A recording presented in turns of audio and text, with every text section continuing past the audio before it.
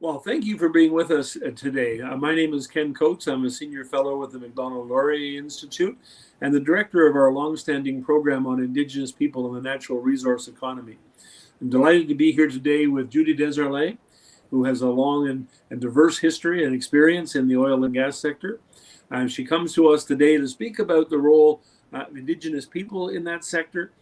This is a very provocative and important and sometimes controversial, but I think even better, misunderstood part of the Canadian economy. And Judy, thank you so much for joining us today to have a conversation about your experience. Well, thank you for having me. So give us a bit of a background. Tell us where you work and how long you've been working in the field. Well, I've been in the oil and gas industry as a service provider since 2004. Started our business with my husband back then. I wasn't always involved in the business as we had a young family, so I was mostly at the time a stay-at-home mom, and wasn't until 2009 I became fully involved with learning how to do my own books and learning how to manage the business and alongside with my husband. And from the first opportunity we received was to supply laborers to oil and gas producer here in northern BC. And we had very little money to do so, but we decided we needed to take up this opportunity, and we did. And from that day, we grew from being a labor company to being a heavy civil earthworks contractor here in northern BC. It hasn't always been easy, but we've seen challenging times, from recessions to different government officials taking lead and doing their own way of I'm going to say how to lead Canada, but we've seen the challenges that some of them have, and some that did good for us and some that didn't. So I always think it's so interesting when folks like yourself say, oh, we're a civil works contractor. My father was an engineer, and I sort of grew up around the contracting sector. So for our audience, tell us what a civil works contractor does. Is this a civil your works husband with a shovel and a pail? Sorry? Is this you and your husband with a shovel and a pail? Oh yes, it was. It was. We had two small kids in diapers, and I was actually in hair school in Alberta when he came up to do a job for a big earthworks contractor. He was supposed to be here for 2 weeks, and 2 weeks led to 2 months, and 2 months led to 2 more months, and then pretty soon he was a foreman on one of these big projects, and then he was approached, given an opportunity by one of the producers to buy a piece of equipment. We ended up buying one piece, then put it on with that service provider, and then we just learned as we went. And he learned the insides of the jobs, and the company was willing to help him every step of the way to get up there and support us. And yeah, it was very interesting. He came from a background of being a well site working on the rigs and stuff, and we both never had any experience in working in civil earthworks, or let alone how to build a lease, or how to what's type of soil is this, and it was all a learning process. I'll bet. So tell me a bit, for an Indigenous person, you and your husband, was it easy to move into the industry, or were there barriers put up in the way of you getting involved? You said several times that the companies helped out, that the companies were supportive. So tell me a bit more about that. Well, it hasn't always been easy. Not many were welcoming with open arms, but there was a few that give us tips along the ways. And Petronas, who was Progress back in the day, they actually, we grew with them. We've been with Petronas since 2009 as a service provider, one of their Indigenous contractors. And during those times, they've seen us grow, and with their support, We went from earth laborers, then to maintenance crews, and then we grew into the heavy civil earthworks. And civil earthworks is pretty much building leases, pipeline right-of-ways, roads, maintaining roads and bridges. And yeah, so with them being as supportive as they were and working with ourselves as First Nations contractors, it wasn't just here's a shovel, use it to the best of your ability. Yeah, I've done my due diligence, see you later. It was, okay, now we want to see what else you could do. Let's go to the next level. And here's an opportunity that we'd like you guys to do. And that was the road maintenance contract. So we bought our first grader in 2017. Prior to that, we've had just basically dozers and excavators. We had the little equipment to do the maintenance around the facilities, and then that provided the laborers to move up to the little equipment from. I'm from Blueberry River First Nation, so I hired the locals, members from the communities that surround the Blueberry territory. And from, I've hired all the way down to the interior and to the east, to Alberta. We brought in some people that come in to help us when we needed, when we were at our peak. So going back to Petronas, they said, here's an opportunity. We'd like you guys to do it. It was a road maintenance contract. We ended up going to buy a brand new grader. We had it ordered in. From that, we provided we reached out to the community of Blueberry, which is my nation, and got 2 members trained up on this grader. One of them, since 2007, has been fully employed by us. He now runs all the roads that Petronas owns up in the Blueberry territory. So it's in the Ping Mountain area, and he's on his own. He's got a full-time job, and there's always going to be road maintenance. That's a great story, actually. Because a couple of things really stand out. Tell me how many Indigenous workers you have working for you.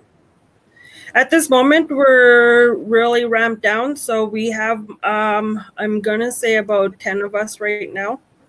Okay. And when you're at your peak? We're about 50 to 100. Wow. That's impressive. So, Judy, just from a business point of view, when you start saying things, we had a dozer, we bought a grader, and all these these are not things you buy for $5,000. These are really expensive, big pieces of machinery.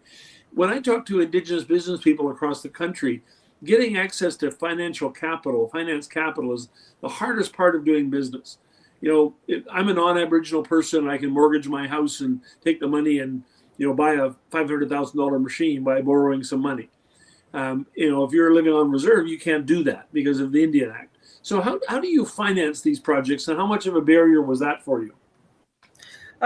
We had a good, that was a challenge. We had a good reputation with the companies that we work with. We were able to show them the kind of money we made, didn't go into, like, say, Brandt or Caterpillar, and try and do, see what the best deals are out there. Most of the times we would go to, when we were starting out, we'd go down to Ritchie Bros. Sometimes they'd have sales for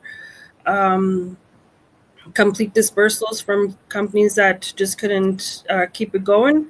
So we'd often get good deals there.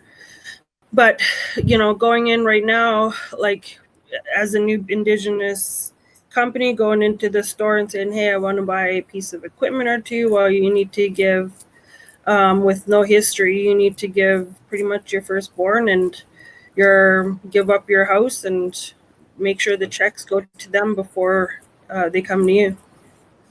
That's a bit of a challenge. It's interesting when you mentioned the Ritchie brothers. I grew up in the Yukon and spent a lot of time in northern British Columbia, and those dispersal sales were big enterprises and big events, weren't they? Yes.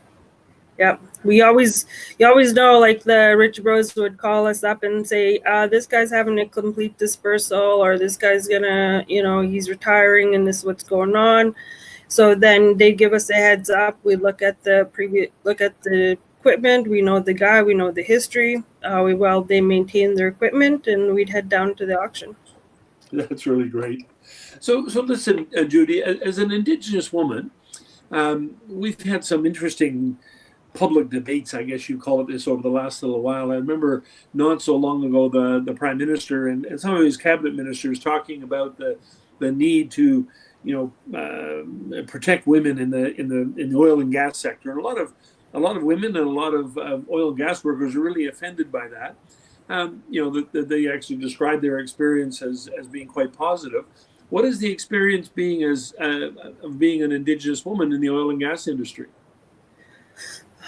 It's actually been pretty good. When I started being involved in the business, there was a lot of respect out there, because I know way back then, the times are changing already. There was more and more women out in the field. They're taking leading roles, such as heavy equipment operators. I remember the first time I walked onto one of my husband's leases, I seen a lady running a piece of equipment, and I was kind of, wow. It was kind of a little bit of shock to me, because I never heard of it before. Yeah. And so then when I walked onto the lease, I was actually there visiting to get some tickets signed up from a consultant, and he had stated to me that she was one of his best workers. She kept the machines clean. She maintained them really well. And then from that day, and then I started noticing, women are changing the way things are way back then. And even more so, there was so much respect for them out in the field. And as for myself, it wasn't, what am I doing here? It's, okay, well, this is different. Let's see how it goes. And then from me getting involved from what I see out in the field, there's a lot of respect. And I know a lot of us don't always have the same experiences, and there is challenges that I hear of often. Like right now, I'm sitting on the Indigenous Resource Network with a bunch of key players who are First Nations throughout Canada. And there's a story of a lady who works in the oil sands. Her name is Estelle, and she's one of our colleagues there. And she had spoken of her own ordeal within the oil sands as a worker, and faced some challenges herself. And it's a great story. But, overcoming those barriers and letting our voices be heard and let our stories be told, that, we'll conquer all the negatives rather than smothering the positives. That's a really interesting way to put that. Can I ask the question a little bit differently? Is your story the story of your husband, yourself, and your business, or is your real story the most important story about Indigenous people more generally? Because it seems to me that you're not the only ones. You're not the only Indigenous business people these days. There's quite a few more, and that you're collaborating together and talking together. Is there a broader movement out there that the country needs to know about? Yes, there is. There is, like I mentioned, there's Indigenous Resource Network, and if you can look us up, it's in IRN, indigenousresourcenetwork.ca. And our mandate and our vision there is to ensure that every voice is heard. The workers, Indigenous workers, the business owners, the leaders, and we have a vision that everybody's successful with the resources that are freed in this country, as well as we hope that that Canada will listen, that we would like fair and equal opportunity. And as a business owner for myself, it's been a challenge to get fair and equal opportunity out there, but just going and plowing through those challenges and crossing my T's and dotting my I's, and making sure that I'm compliant, that they can't say, well, you didn't pass this or you didn't pass that, and making sure that, I am compliant, give me a fair share. You can't say that I didn't pass this or I didn't pass that. Here's my paperwork. What's the problem? So when they can't say, that they don't give you the opportunity, then they don't have room to say no to you. Yeah, that's a really, really good point. I mean, you prove yourself every day, and you prove yourself over the months and years, and people can't push back against you anymore. So let's create a scenario here where all of a sudden our Zoom call here starts to ring, and Prime Minister Justin Trudeau shows up on the screen. And so instead of just the two of us being here, we now have you, me, and Justin Trudeau are talking. And what do you say to Justin Trudeau, Prime Minister of Canada, about Indigenous involvement in the oil and gas sector? Well, I would say that, truth and transparency and accountability policy that he has written was totally written backwards, and it's not doing us a favor. It's actually hurting First Nations across Canada, because we have no transparency at our government level. When Stephen Harper put in the Transparency and Accountability Act for First Nations, we were able to get a transparent and more accountable report from leadership, and now we don't get to see that since Trudeau's been in place. So I think the transparency and accountability needs to be changed at his level, as well as all the levels of government across Canada. Interesting. Do you think Canadians generally understand the oil and gas sector? I do, but I think there's a lot that needs to be told. Like, all of our stories need to be told, because not all of us have oil and gas in our backyard. Not all of us